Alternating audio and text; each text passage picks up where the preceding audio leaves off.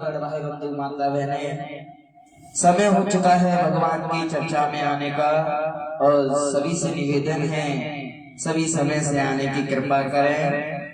और आज आपके इस पावन कॉलोनी में भगवान की तीसरे दिन की कथा होने के लिए जा रही है, जिसमें आप आज श्रवण करेंगे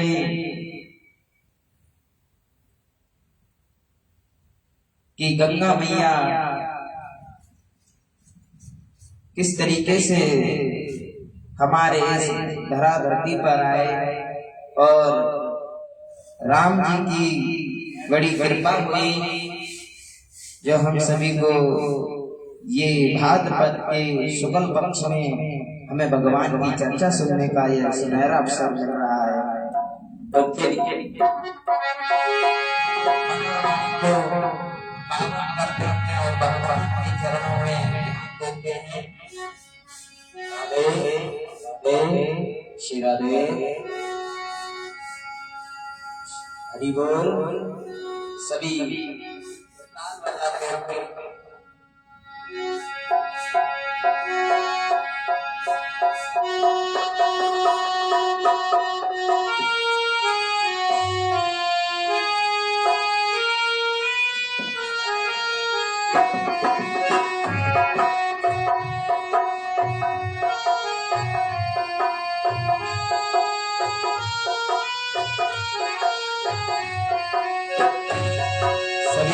भगवान का आपको पाठ करेंगे। श्री कृष्ण गोविंद हरे मुरारी, नाथ नारायण वासुदेवा।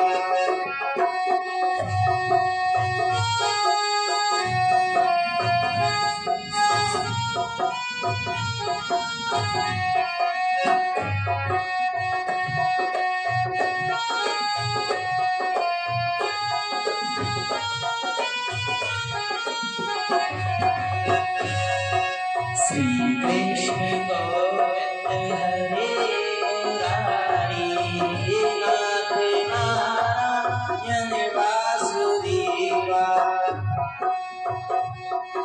श्री कृष्ण गोविंद हरे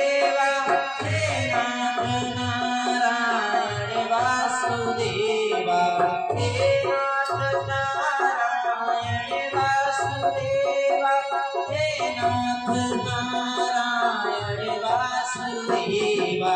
श्री कृष्ण गोविंद हरे मुरारी,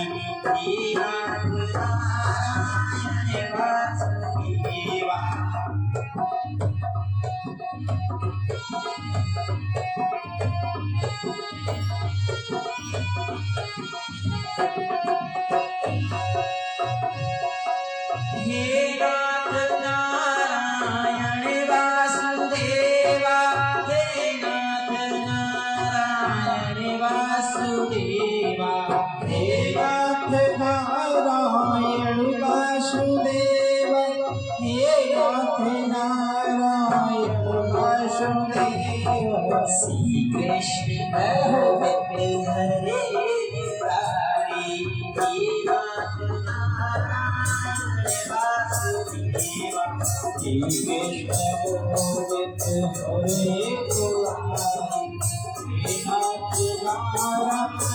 वासुदेवा। जय हो श्री राधे।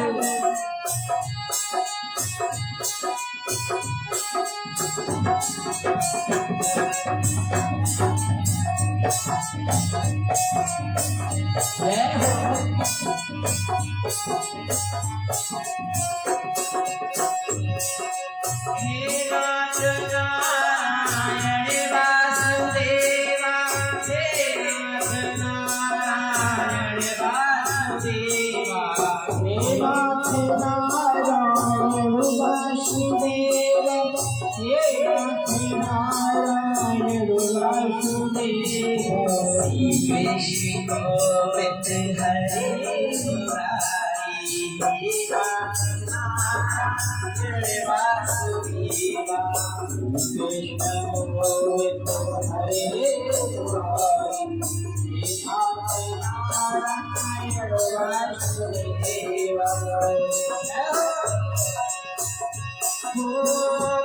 परिग्रह के तुम अवतारी कहीं जन्मे कहीं पले बिहारी परिग्रह के तुम अवतारी कहीं जन्मे कहीं पले बिहारी परिग्रह के तुम अवतारी कहीं जन्मे कहीं पले बिहारी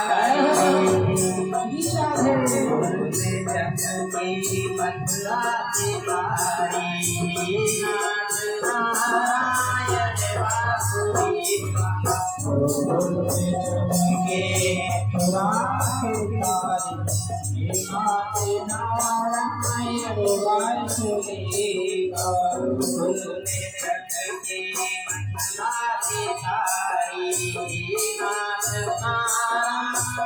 वासुदेव चलोगे मथुरा के तारे नारायण वासुदेव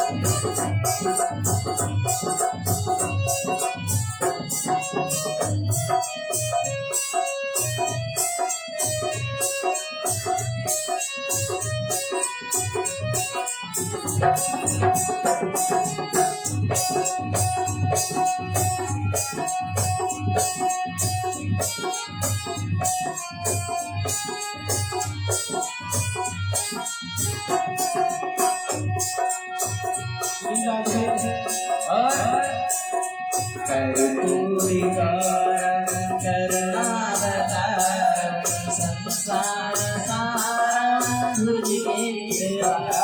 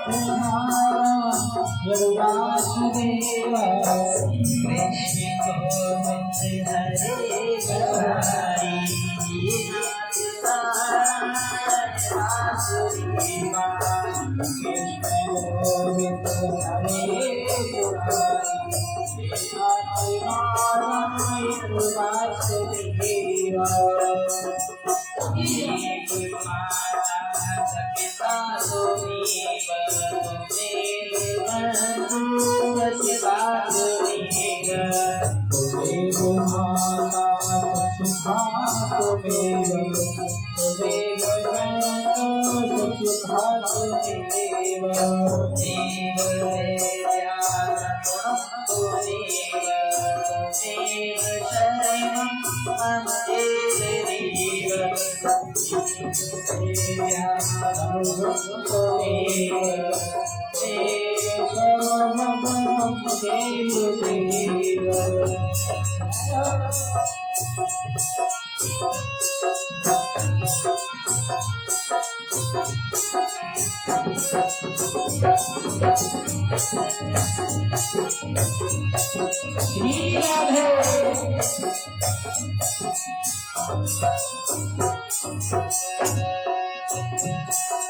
श्री कृष्ण गोविंद हरे मुरारी नारायण वासुदेवा कृष्ण गोविंद हरे मुरारी नारायण वासुदेवा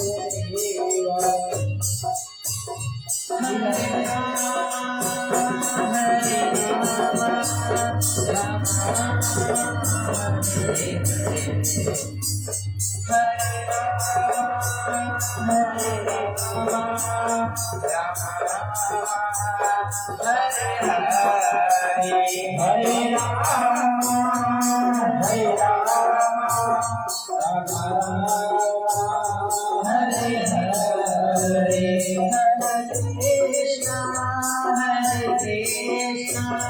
कृष्ण कृष्ण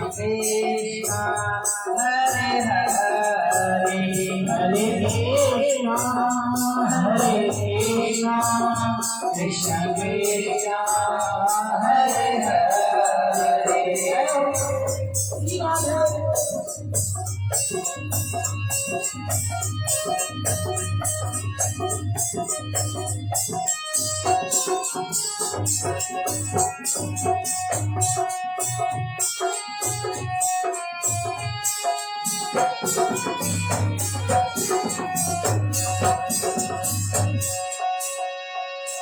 बोले कृष्ण कन्हैया लाल की जय हो। बोलो गंगा मैया की जय जय श्री राधेश्वर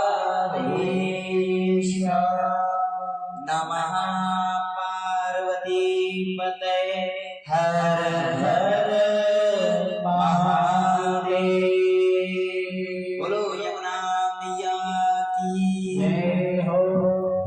आज आपके पावन क्षेत्र फरीदाबाद में ग्राम बिनानगर में भगवान की कथा का तीसरा दिवस है।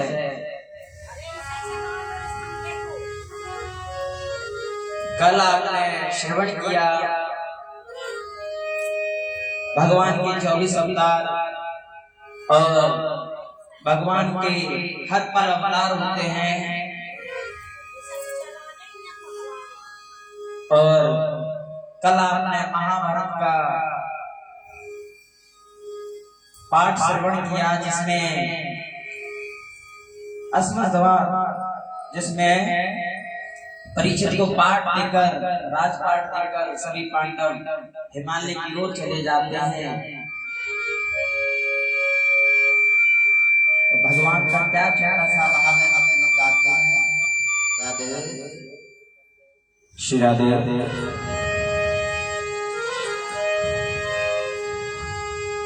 दशा मुझे निंगी भगवन जय हो। संभालोगे तो क्या होगा। दशा मुझे संभालोगे तो क्या होगा। अभी कहते हैं प्रभु दशा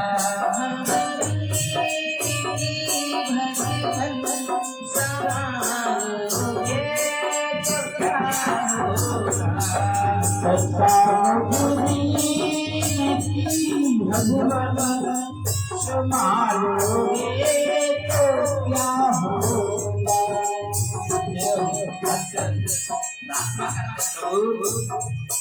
दशा मुझे दीने की भगवन संभालोगे तो क्या होगा। दशा मुझे जीने की भगवान संभालोगे तो क्या होगा। और क्या कहते हैं, अगर चरणों की सेवा में लगा लोगे तो क्या होगा। अगर शरणों की सेवा में लगा लोगे तो क्या होगा। दशा मुझे दीने की भगवन संभालोगे तो क्या होगा। भगवान संभालोगे तो क्या होगा। भक्त क्या कहते हैं, जिन्होंने तुमको करुणा पतित पावन बनाया है, जिन्होंने तुमको पावन बनाया है, जिन्होंने तुमको करुणा कर पतित पावन बनाया है, क्योंकि पतित को तुम पावन बना दोगे तो क्या होगा। क्योंकि पतित को पावन बना दोगे तो क्या होगा। ऐसा मुझे दीने की भगवन संभालोगे तो क्या होगा। भगवान संभालोगे तो क्या होगा। और क्या कहते हैं, आजा मिलेगी गड़का तो प्रेम सिंधु में तारे हो। आजा मिलेगी गड़का तो प्रेम से तारे हो।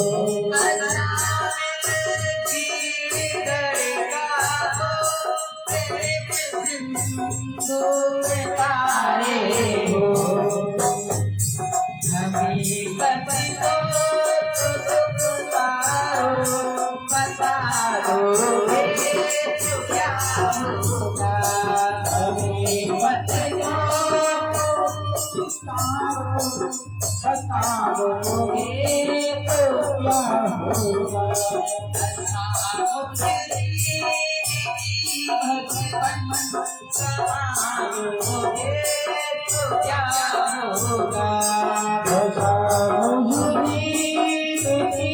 भगवान संभालोगे तो क्या होगा। और क्या कहते भक्तों, यहाँ सब मुझसे कहते हैं तू मेरा है, तू मेरा है। यहाँ सब मुझसे कहते हैं तू मेरा है, तू मेरा है। भक्त कह रहे हैं भगवान से कि परिवार वाले लोग मुझसे कहते हैं तू मेरा है, या कि मेरा प्यारा बेटा है, मेरा प्यारा धंधा है। भक्त क्या कह रहे हैं भगवान से, यहाँ सब मुझसे कहते हैं तू मेरा है, तू मेरा है। मैं किसका हूँ यही झगड़ा सुझा दोगे तो क्या होगा। मैं किसका मिटा दोगे तो क्या होगा। ऐसा मुझे भगवन संभालोगे तो क्या होगा। ऐसा मुझे भगवान संभालोगे तो क्या होगा।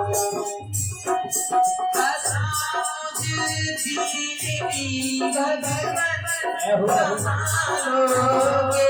क्या होगा। भगवान संभालोगे तो क्या होगा। अगर चरणों की सेवा में लगाओगे तो क्या होगा। अगर चरणों की सेवा में लगाओगे तो क्या होगा। जय हो श्री राधे।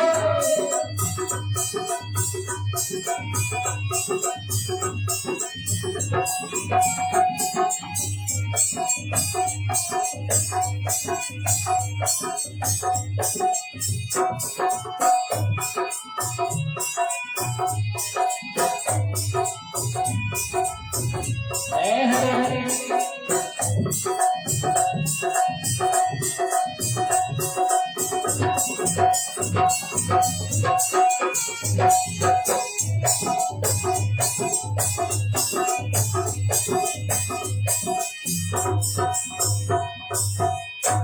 बोले कृष्ण कन्हैया लाल की जय हो। बोलो गंगा मैया की जय हो। जय जय श्री राधेश्याम। जैसे कि आज आप पावन भगवान का चरित्र भी सुनेंगे, गंगा मैया की कथा भी सुनेंगे कि भगवान के चरणों से जो गंगा निकली है किस प्रकार इस पावन भूमि भारतवर्ष में कैसे आई और कौन लेकर आया। तो एक बार एक गुरु जी का एक चेला था जिसका नाम था उपमन्यु। तो पहले क्या होता था कि जो शिष्य गुरुकुल में आते थे तो जो शिष्य थे जो गुरुकुल में आते थे तो उन्हें शिक्षा के बदले में गौ सेवा करनी पड़ती थी।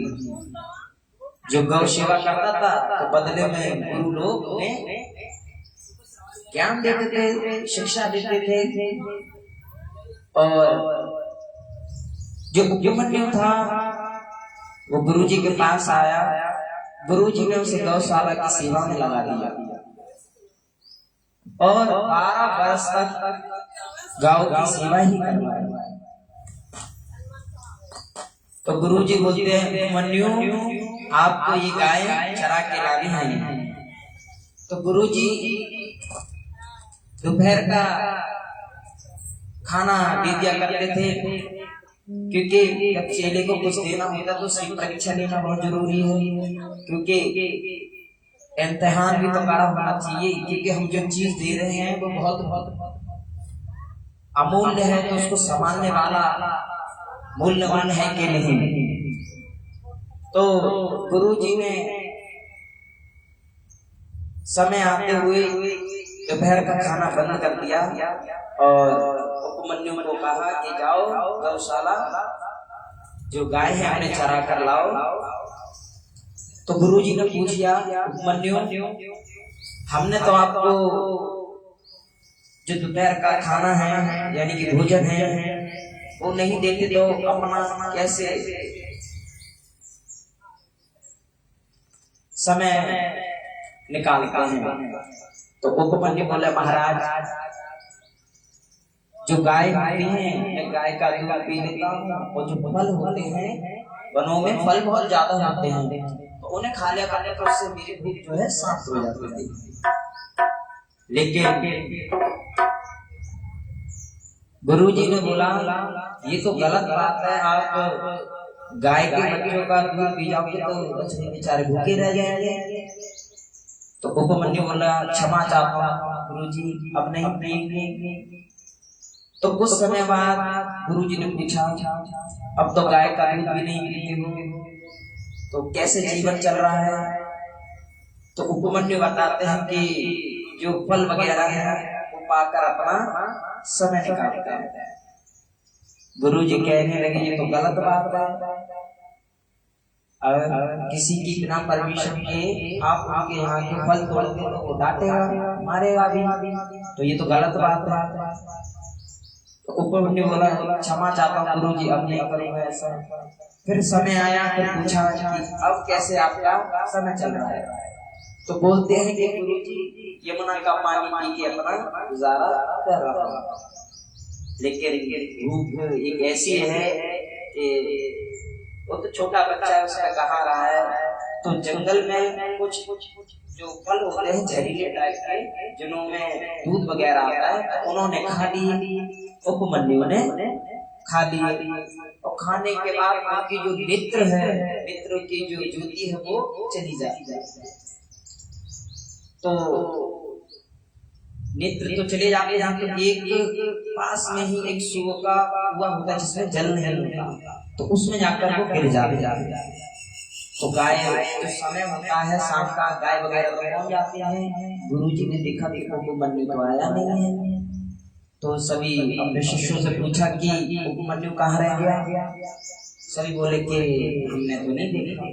तो गुरु जी आवाज लगाते हुए वन में जा रहे हैं, उपमन्यु उपमन्यु। तो उपमन्यु नीचे से आवाज देते, गुरु जी मैं यहाँ पर हूँ कुएं में। गुरु जी ने पूछा कैसे करते। चेला बोला कि भूख के कारण मुझ पे रहा नहीं गया, तो मैं वन में जाके जो दूध देते हैं पत्ते, जिसे अकौवा भी कहते हैं, और भी होते हैं जो दूध देते हैं पत्ते, तो उन्हें पीने लगा। तो पीने के कारण मेरी नेत्र की जो रोशनी है वो चली गई और इधर इधर हुआ था, इसमें गिर गया। तो चेला हाथ जोड़ के बोला महाराज कि मेरे कारण आपको परेशान होना पड़ा, मैं अपने भूख की वजह से आपको परेशान किए, मैं आपकी सेवा नहीं कर पाया, इसके लिए मुझे क्षमा करना। देखिए यहाँ पर सीखने के लिए बात है, हमारे बड़े हमारे लिए चोरी करने बढ़िया करते हैं, बस उसमें हमें समझने की जरूरत है कि उन्होंने हमें किस तरीके से समझाया है। तो उपमन्यु का ये नहीं कह रहे कि आपकी वजह से मैं भूखा रह गया, आपकी वजह से मेरी नेत्र की रोशनी चली गई, ये नहीं कह रहे हैं। कह ये रहे हैं कि मैं आपकी सेवा नहीं कर पाऊंगा। ये देखकर गुरु को अपने अंदर लगा चेला मूल्यवान है, तो ये हमारी विद्या संभाल सकता है। तो आशीर्वाद देते हैं, मंत्र छोड़ते हैं कि कुएं में जल भरा आता है और जल के सहारे उपमन्यु बाहर आ जाते हैं और कहते हैं मैं तुम्हें एक मंत्र देता हूँ, अश्विनी कुमार को याद करो, और ये मंत्र है और याद करने पे वो आपसे कहेंगे कि आपको क्या चाहिए, तो आप कह देना कि जो मेरी नेत्र है वो मुझे दे दे। तो गुरु जी ने ऐसा ही किया, चेले को मंत्र दिया और मंत्र पढ़ते ही अश्विनी कुमार आए, जिन्होंने खूब सारा आशीर्वाद दिया और चेला पहले से स्वस्थ हो गया। और गुरु ने अपना आशीर्वाद दिया कि जाओ सब जगह तुम्हारा सम्मान होगा और तुम्हारे विद्या का विकास होगा। बोलो गोविंद भगवान की जय। कहने का मतलब ये, जब गुरु पहलवान चेला पहलवान, यानी गुरु कृपा जिस पर हो जाए तो वो चेला भी पहलवान हो जाता है। और सदगुरुदेव महाराज के लिए क्या कहते हैं भक्त लोग, करता करे न कर सके, गुरु करे सब होए, सात दीप नौखंड में, गुरु से बड़ा न कोई। बोलो सदगुरुदेव महाराज की जय हो। तो 88,000 ऋषि जी शारण की पावन भूमि में श्री सूत जी महाराज से हाथ जोड़कर बोलते हैं, महाराज जिसके ऊपर गुरु कृपा होती है उनका तो चेहरा पहलवान ही होता है, और गुरु बिना ये संसार ही झूठा है, क्योंकि गुरु ही तो है जो गोविंद से मिलाते हैं, क्योंकि बिना कृपा से भगवान से नहीं मिल सकते। जैसे खाने के लिए हाथ से मेहनत करके तोड़ करने वाला पास ले जाते हैं, उसी प्रकार भगवान से मिलने के लिए गुरु का साथ होना बहुत जरूरी है। आगे कथा यह है कि कलयुग को परीक्षित महाराज ने 4 जगह वास किया है, और जो जरासंध था, एक बार क्या हुआ था कि भगवान कृष्ण, अर्जुन और भीम ये जरासंध के यहाँ गए थे मल्ल युद्ध करने के लिए, यानी कि पहलवान वाले कुश्ती वगैरह कहते हैं। तो तीनों ब्राह्मणों के रूप में गए। जरासंध ने पहचान लिया कि ये तीनों ब्राह्मण नहीं है, और कहा कि ये अर्जुन है, अर्जुन के साथ तो मैं नहीं लड़ूंगा। और भगवान श्री कृष्ण को बोला, जरासंध ये तो रणछोड़ है, ये तो युद्ध में से विविध दिखाते भागने वालों में से, इससे नहीं लड़ूंगा। तो भीम मेरे लायक है, तो मैं भीम से लड़ूंगा। तो भीम से युद्ध होता है, तो कभी जरासंध को पटक लगाता है, कभी भीम को पटक लगती है। लेकिन उनका एक नियम होता था, जब सूर्य उदय होते तब युद्ध चालू हो जाता, सूर्यास्त होने के बाद ग्राम, और सूर्यास्त ग्राम होने के बाद जो जरासंध जो दुश्मनों की भागी लड़ता था, और लेकिन शाम को अपने घर में मेहमान उनका सम्मान करता था। कैसे करता था? अपने हाथों से भोजन परोसता था कि ये लो आप खा लो, और सेवा भी करता था। देखो दुश्मनी अलग है, और अपने घर के मेहमान हैं उनके लिए अलग है। उनका जो हमारे घर के अतिथि हैं उनका सम्मान करना ये धर्म है। और क्या होता है, भीम बोलते हैं कि कन्हैया ये तो जरा से हमारी सारी हड्डी पसली पर डालेगा, मुझे बताइए।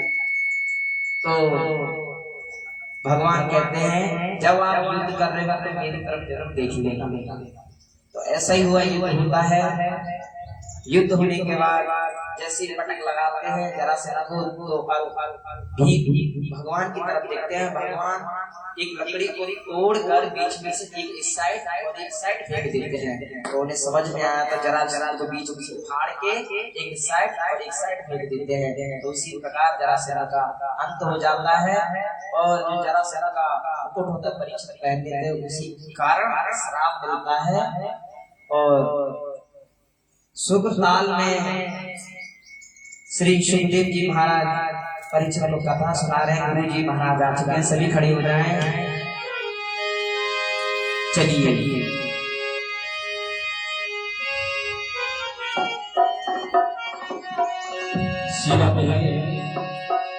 सारी दुनिया है दीवानी, राधा रानी सारी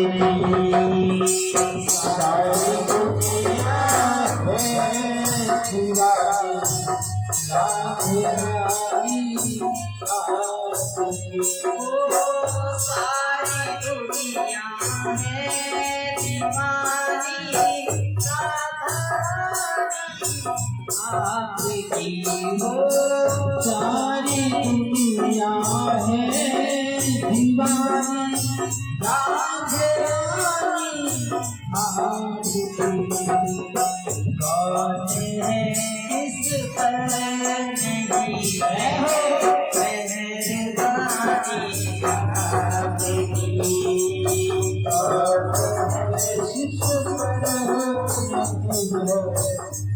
मेहरबानी आपकी। वो सारा जहान है एक चमन, और इस चमन के फूल हम हो।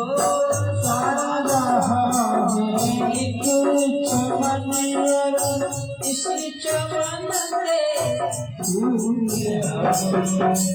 इन सभी फूलों में श्याम मेहरबानी आपकी। इन सभी फूलों में श्याम मेहरबानी आपकी। सारी दुनिया है दीवानी गानी आपकी। सारी दुनिया है दीवानी गानी आपकी। बोले गंगा मैया की है। श्री राधे, जय श्री राधे, जय जय श्री राधे। सभी कॉलोनी वासी माता बहन को सूचित किया जाए।